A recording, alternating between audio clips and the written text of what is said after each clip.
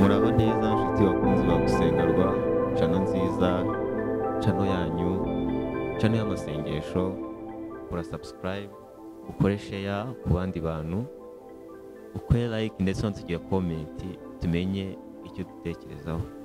Mubibona imbere ya kamera zacu, ahangaha nahitwa Agora Coffee and Chocolate Bar. Kuri kamera murabonaho umukozi w'Imana musanzwe muzi, Revera Pasteur Nambabazi Jean. Imana iguhe umugisha. Mwaramutse Pasteur.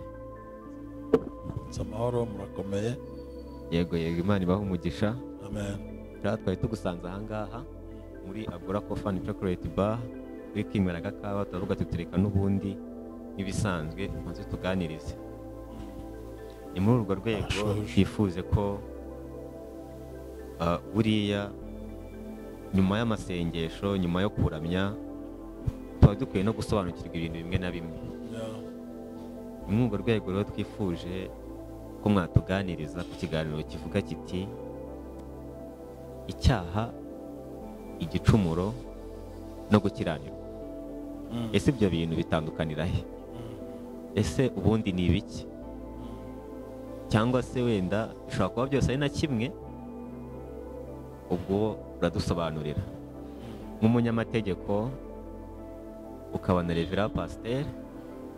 Ndumva watubwiye itandukaniro mu buryo bw'amategeko asanzwe nuko Bibiliya ibivugaho.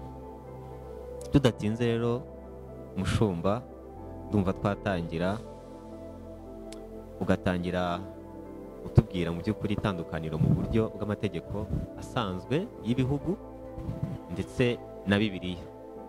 Icyaha, igicumuro no gukiranirwa bitandukanira hehe? Murakoze Pasteur, kandi twagushimiye ko yemeye kutuganiriza. Imana iguhe umugisha, turakwakiriye. Murakoze cyane, ndabashimiye. Nshimiye studio za Gusengerwa ndetse channel nziza dukunda. Ndabashubuje mwese abo tudaherukana, mwari maze iminsi mutambona, nisa nk'urwaye ariko ndikoroherwa. Ndashima Imana kandi ndabashimiye kuba musanze hano. Iki kiganiro n'amagambo meza cyane, gutandukanya icyaha, gutandukanya igicumuro, gutandukanya gukiranirwa. Akenshi koko ni ibintu usanga bituma abantu benshi batabyumva kimwe, abandi bakanabyitiranya, abandi ugasanga bafite uko babitwara. Ariko ni ikiganiro cyiza cyane ko nka Zaburi 32 uhereye ku murongo wa mbere haravuga ngo hahirwa umuntu wabara ibicumuro bye, ibyaha bye bigatwikirwa. Ngo hahirwa umuntu witeka atabaraho gukiranirwa. Urumva ni uburyo butatu, ariko ugiye kureba abenshi baranabyitiranya cyane. Ariko nagira nko kwambajije umbwira ngo se bitandukanira hehe? Hari aho ushobora gusanga bidatandukana. Ni ikiganiro rwose kitoroshye, cyasaba umwanya munini, ariko tumenye neza yuko iyo uvuze icyaha mu buryo bw'amategeko yo hanze, icyaha kigira ibintu bikigaragaza. Ni ukuvuga ngo uzasanga buri gihe icyaha cyose, cyangwa reka se nkuhera ku magambo abiri, kuko Bibiliya ubwayo ivuga yuko icyaha ikitwa sin, ni icyaha, n'umunyabyaha akaba sina. Ariko noneho icyaha cyo mu mategeko yo hanze cyane cyane cyabangamiye umuntu bakita ngo ni crime. So niba ari crime, nuvuga ngo nyiracyo akaba na mu criminal, nuvuga ngo byumvikane ko ibyo bintu biratandukanye. Nubwo byitwa icyaha mu Kinyarwanda, ariko mu buryo bwa Bibiliya ni sin, mu mategeko ni crime. cyangwa ni crime. Ibyo bintu bibiri rero ubwabyo bituma bigenda bihinduka, kabone n'ubwo bisobanuye mu buryo bubiri. Nongere ngarukemo, ni ukuvuga ngo mu buryo bw'amategeko yo hanze, icyaha, ibyaha bitishinjabyaha byose abyita ngo ni crime. Nuvuga ngo niba ari crime, umuntu ugikoza mu criminal. Noneho icyo bita rero sin muri Bibiliya igaragaza icyaha cyo nka sin, cyo ni icyaha bita ngo ni sina, no guhanwa ntiba ari bimwe, kabone n'ubwo usanga bijya guhuza. Ngaruka ahangaha, icyaha ubwacyo cyane mu mategeko yo hanze kigira elema zigera kuri 3, ari naberekana 7, ariko ndashaka kugira izihuzaho ikintu cya mbere. Icya mbere bakora ko ari cyo bita ngo ni criminal act, cyangwa se ni igikorwa cyakozwe ariko mu gihe kugira ngo kibashe kubangamira cyangwa se cyangiza amategeko yashyizweho. Ni ukuvuga ngo ni bisobanura ikintu cyakozwe kigamije kubangamira amategeko yashyizweho, cyane kurengera ikiremwa muntu. Naho icyo bita sin cyangwa se icyaha muri Bibiliya bisobanura ni ukwica amategeko n'ubushake bw'Imana. Urumva ni ibintu bibiri ubwabyo kandi bidahanwa na kimwe, gusa ariko umuntu yasobanura. Ndumva nakongera ngasubiramo umwanya muto kugira ngo nkurikiye byumve. Nuvuga ngo icyaha cyo bita ngo ni crime cyangwa se crime bisobanura ngo ni igikorwa runaka cyakozwe ariko kibangamiye ikiremwa muntu kandi kigambiriye kwangiza umuntu, cyakozwe n'umuntu, ndetse harimo no kuba hishwe itegeko runaka, aricyo bise mu Cyongereza ngo means a specific act committed in violation of the law. Urumva ni ikintu kikozweho ariko umuntu agambiriye kwangiza amategeko yarashyizweho. Ariko icyaha cyo muri Bibiliya sin bisobanura ngo ni means of violation of the God's will or religious. Uvuga ngo ni uburyo ki abantu bangiza iby'Imana yashyizeho, ariko byose bikaza guhurira ku bintu ndacyavuga icyaha sindajya ku gicumuro. Ni ukuvuga ngo iyo ugiye kureba icyaha noneho ubwacyo nyirizina uzagisangana izo nabyita se ni nk'elema, sinzi uko bisobanura, ni uburyo butatu, aho uzasanga ubwa mbere ari icyaha cyateganijwe n'itegeko, kabiri ni uburyo umuntu agira icyo bita ngo ni criminal intent, ukuntu ntashaka kukinjiramo. Uvuga ngo icyaha umuntu akora ku bushake bwe, icyaha umuntu yateguye yapanze akagikora muri ubwo buryo. Aha rero hari n'ikizaza kuza noneho n'igikorwa cyakorewe umuntu, cyakozwe ku muntu. Icya mbere cyagombye ko icyo kintu cyakozwe kiri legality cyangwa se kitegekwa n'amategeko. Noneho no muri Bibiliya naho hari aho Imana yavuze amategeko 20 iriya yandika iyashyiraho nk'uko tuyasoma mu Kuva, uwabishaka yabibona. Rero icya mbere kigaragaza icyaha ni uko kiba giteganijwe, kinabujijwe, cyarananditswe. Rero bitandukanye n'icyo twakwita igicumuro. Ubundi igicumuro cyangwa se gukiranirwa ni ukubura ubunyangamugayo mu byo ukora. Ni ibintu biri aho umuntu atagufungira, no muri leta biranahari. Niba se utishyuye, niba hari ibintu bakubwiye ngo ntuzajye witume ku muhanda ukacunga ukahituma, ntibazagufunga, aryo bazakora ukoze nucira hasi nk'urugero bazaguca amande cyangwa ikindi kintu, ariko ntawagutwara mu rukiko kuko icyo kintu wakoze. N'ubundi mu yandi magambo gukiranirwa ndetse n'igicumuro ni ukubura ubunyangamugayo mu bintu byawe ukora, ariko bitarateganijwe n'itegeko, ahubwo bishingiye ku mico y'igihugu runaka cyangwa bishingiye ku mico y'itorero runaka. Aha ndabisobanura nk'iryo mbamo, ntitwemera umuntu wambara ipantaro. Mba muri ADPR jyewe, ariko undi usengera muri indi torero yambara ipantaro. Urumva ko waza mu rusengero yambaye ipantaro bazamufasha nk'uwisha amabwiriza, ariko niba bafata nk'umunyacyaha wo guteba ngo yirukanwe. Ibyo ni ibintu bishingiye ku mico n'imyemerere y'abantu, ariko bidasa nk'ibyanditswe. Reka tubivuge muri ubwo buryo. Ariko hari amategeko Imana yiyandikiye 20 iyashyiraho. Arabwira irya mbere ntuzigende isobanura amategeko yose uko ari 20 bose murayazi, arandikwa ashyirwamo hariya, nubwo abayuda bayongereye. Aha rero itandukaniro ry'icyaha mbanje kubereka amategeko y'isi ukuntu avuga yuko icyaha ubwacyo ugikoze yitwa criminal. Hanyuma muri Bibiliya icyaha nacyo ni sin, ugikoze akitwa sina.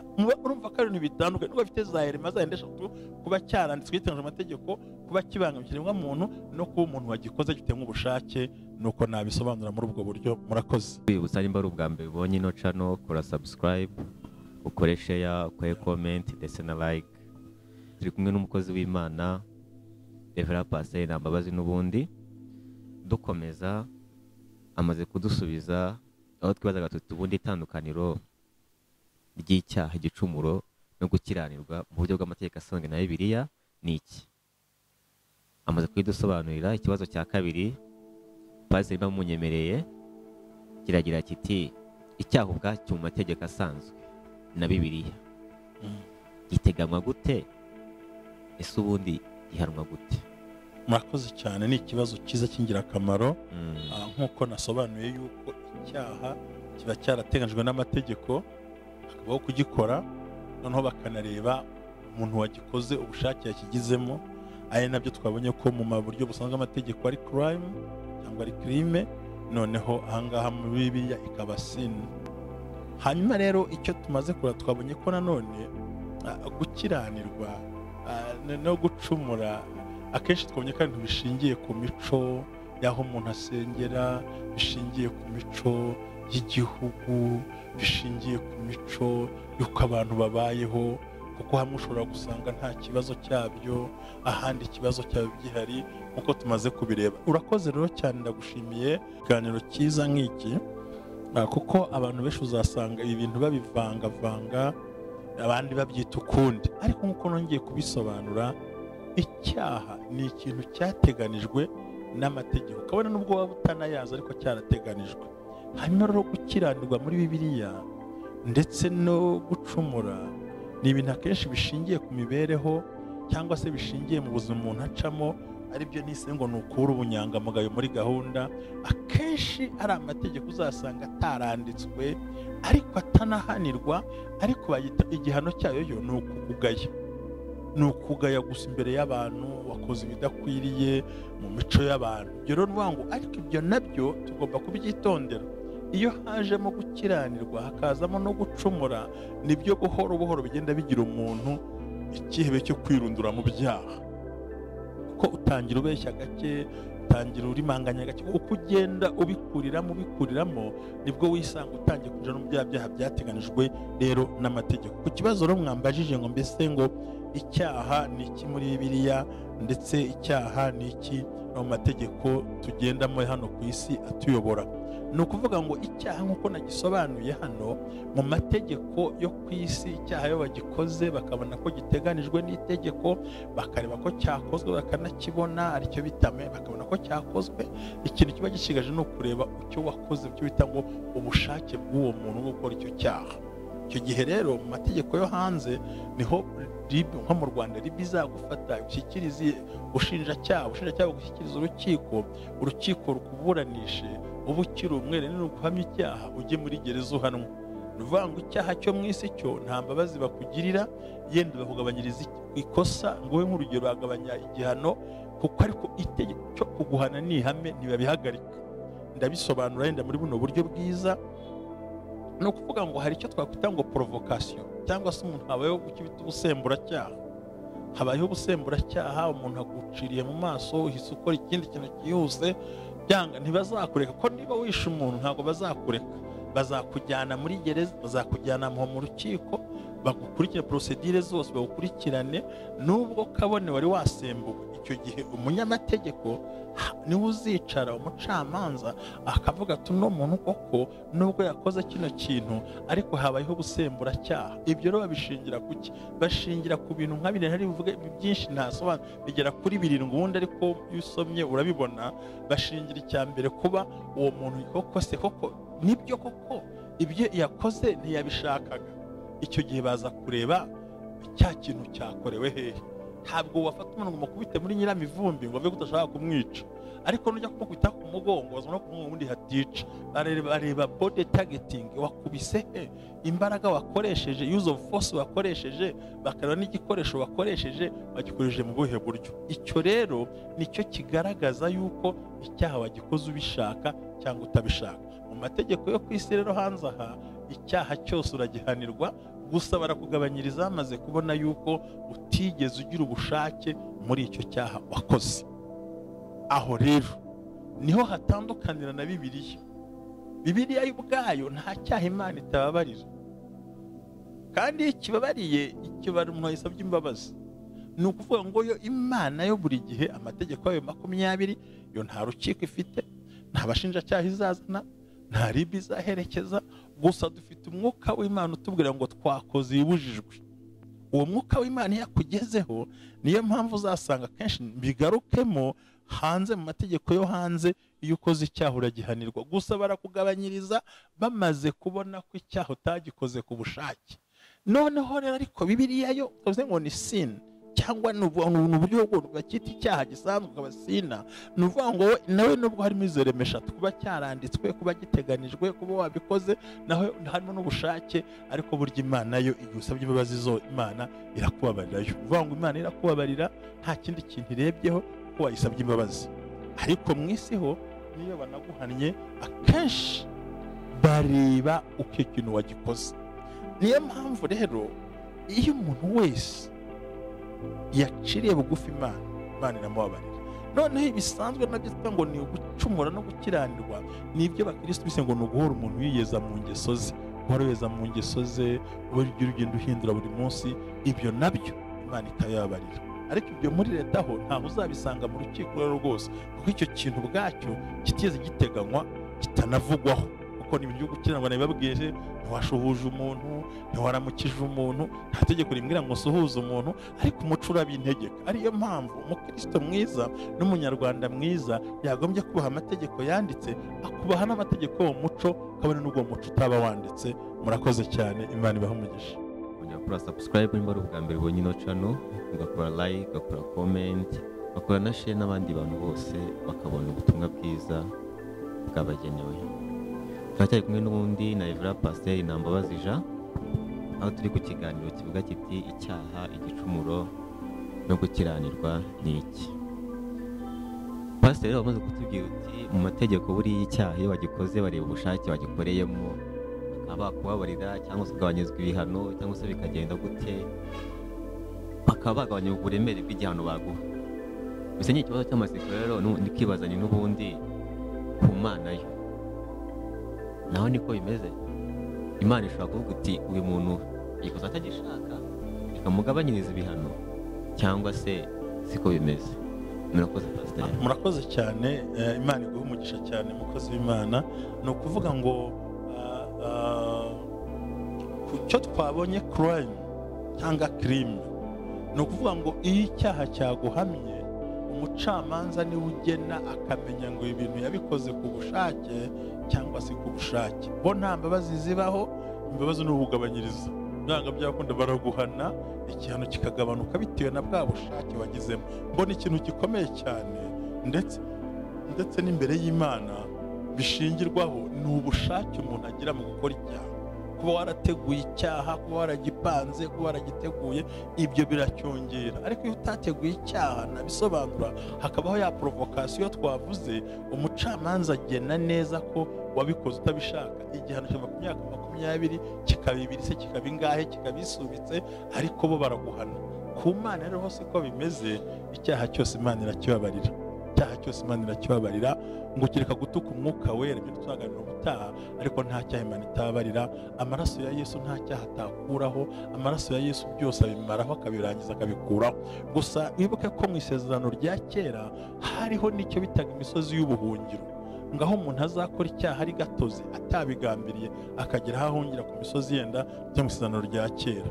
Aha rero mu isezerano, mu ijambo ry'Imana tubona umugaragu w'Imana ndetse witwa Yohana yandikiye abakristo arababwira ngo bana bato ntihakagire ukora icyaha, kuko imbuto y'Imana, umuntu wabyawe n'Imana ntakora icyaha, kuko imbuto y'Imana iba muri we. Urumva ko urugero nicyo bita gukora, ntategura, ntateganya, ntashyira mu bikorwa, ntabanga, ntabwo ategura ngo nzakora icyaha gutya. Oya, hari ibyaha twabona bitegurwa. Nta muntu wasakwisambanya azategura uwo basambana, azategura hazajya gusambanira. Bivuga ngo ni ibintu byose byateguwe, nibyo byerekana kwinjiza ubushake muri icyo kintu. Rero Bibiliya ivuga ngo uwabyawe n'Imana ntakora icyaha. Yakigwamo ariko ntiyagikora. Ntabwo yakwicara ngo abyuka ategura ukuntu ari bukora icyaha, ahari bwibuka, ari bubeshye, uko ari bupanga, uko ari bugiye gute, wapi ntabwo bikunda. Ukora gutyo bataramenya Imana buriya mu yandi magambo. Rero nta cyaha Imana itabarira, kuko kuko Kristo Yesu yadupfiriye ku musaraba. Njya nibuka mu isezerano rya kera twasomye Zaburi 32 hatubwiye ngo umuntu abara ibyaha bye bigatwikirwa, kuko kera amaraso y'intama n'ay'imfizi n'ibindi nibyo yashaka kuvanaho icyaha. Ariko wibuke Yesu arimo abatirizwa muri Yorodani, inuma yaravuze ndetse mwuka Imana ivugira mu ijuru, nguyu mwana wanjye nkunda nkamwishimira. Ndetse Yohana arasobanura ngo dore ntama w'Imana, dore ukuraho ibyaha by'abari mu isi. Ubundi ibitambo bya kera byatwikiraga icyaha, ni ukuvuga ngo ikintu watwikiriye wanagitwikurura. Ariko amaraso ya Kristo icyo yakoze nicyo bita mu Gifaransa ni ote, ni ukuvanaho, ni uguhanagura. Rero nta cyaha Imana itababarira, gusa icya mbere ni ugutera intambwe yo gusaba imbabazi no kwimenyaho icyaha. Biradusaba iki rero? Biradusaba kugira umutima wimenyaho icyaha, umutima usaba imbabazi, umutima wizera imbabazi, n'umutima umenya icyo yakoze ko ari icyaha runaka. Uwo mutima iyo ufite nta cyaha Imana itababarira, kandi yo ntikubwira ngo ndagira gutya, kuko Kristo yadupfiriye ku musaraba. Ariho mu Bakolosayi Hudson atubwira ngo urwandiko rw'imihango rwaturegaga yarubambye ku musaraba. Nuvuga ngo nta cyaha utababarirwa, ubuntu bw'Imana bwaradukijije, Kristo yadupfiriye rimwe. Nuvuga ngo igisigaye no gusaba imbabazi. Bitandukanye n'ibyo hanze aha ngaha, icyaha uracyemera bakagabanya ibihano, ariko ntibakurekura ngo utahiramo. Ibyo rero urumva ko bitandukanye n'iby'Imana. Rero bakristo bavandimwe, abantu bari i Burayi, muri Amerika, muri Afurika, abakurikiye gusenga rwa za nshuti zanjye zo tuba dukundana, ndagira ngo nkubwire ngo niba warabyawe n'Imana irinde gutegura icyaha, ariko imbabazi z'Imana zo zihoraho. Nongere ngaruke ku gukiranirwa no gucumura. Nk'urugero, niba wakerewe repetisiyo muri korali, ntabwo yita icyaha. Ni icyaha kuri perezida wa korali, ariko ntabwo ari icyaha ku Mana. Wishe gahunda. Nicyo tutaga gukiranwa no kwica gahunda no kudasohoza ibintu wemeye. Ibyo nabyo ariko mu byitondere, uko ubikora buri munsi, uko ugenda ubikora buri munsi, ni nako ugenda wishyira mu mwobo wo kuzakora ibyaha biremereye. Murakoze, Imana ibahe umugisha. Murakoze cyane Pasiteri Reverend Nambabazi Jean Baptiste. Tugana ku musozo n'ubundi twibutsa abakurikiye gusengerwa, nimba ari ubwa mbere bonye ino icano nziza, icano y'amasengesho, uzasangaho ijambo ry'Imana, ugasangaho ubuhamya, ugasangaho amasengesho, ugasangaho kuramya, ni byinshi. Nimba ari ubwa mbere, kora subscribe, kore share, kore like, kore na comment, tumenye icyo bitekerezaho. Tugana ku musozo rero, Pasiteri umaze kudusobanurira icyaha, igicumuro no gukiranirwa n'iki, utubwira itandukaniro ryabyo mu buryo bw'amategeko asanzwe na Bibiliya, batubwiye icyaha ubwacyo uko giteganywa mu mategeko asanzwe ndetse na Bibiliya. Bunuzisone neza ko nta cyaha Imana itababarira. Murakoze cyane, Imana ibahe umugisha. Tugana ku musozo rero, mukozi w'Imana, hari icyo wakongeraho? Murakoze cyane, ndabashimiye ku kiganiro cyo twakoze, ndabashuje abakozi b'Imana cyabaramutsa. Ni ukuvuga ngo ariko icyo tureba cyo, aya mategeko yose twavuze ari leta ziyashyiraho kugira ngo ziprotecting abaturage, ndetse ugiye kureba na Bibiliya nabyo amategeko Imana yashyizeho kugira ngo irinde umuntu. Buryo uzasanga kenshi ari ukurinda umuntu. Icyo nongeraho ni kimwe, ni uko muzibukira icyaha, muhunga icyaha, mujye kure y'icyaha. Amaraso ya Kristo arahari, kandi umenye neza ko n'ibyaha mwakora n'ahandi leta nayo bakurikirana. Ariko ni byiza ko twirinda icyaha, tukinga n'ubwo bwaha bwo gucumura, bwo kutaba inyangamugayo, kandi twuriza gahunda twahawe. Imana ibahe umugisha, mugire ibihe byiza, Imana ibarinde. Murakoze, ndabashimiye. Murakoze cyane mushumba, Imana ibahe umugisha kutuganiriza kuri iki kiganiro cyiza. Ndiza nashidikanya ko abakunzi ba gusengerwa badukurikire basobanukiwe neza mu by'ukuri icyaha, igicumuro no gukiranirwa ni iki. Murakoze cyane, Imana ibahe umugisha. Twatibwe n'umukozi w'Imana Reverend Pasiteri Nambabazi Jean, kongera tugushimira rwose. Imana ibahe umugisha Pasiteri.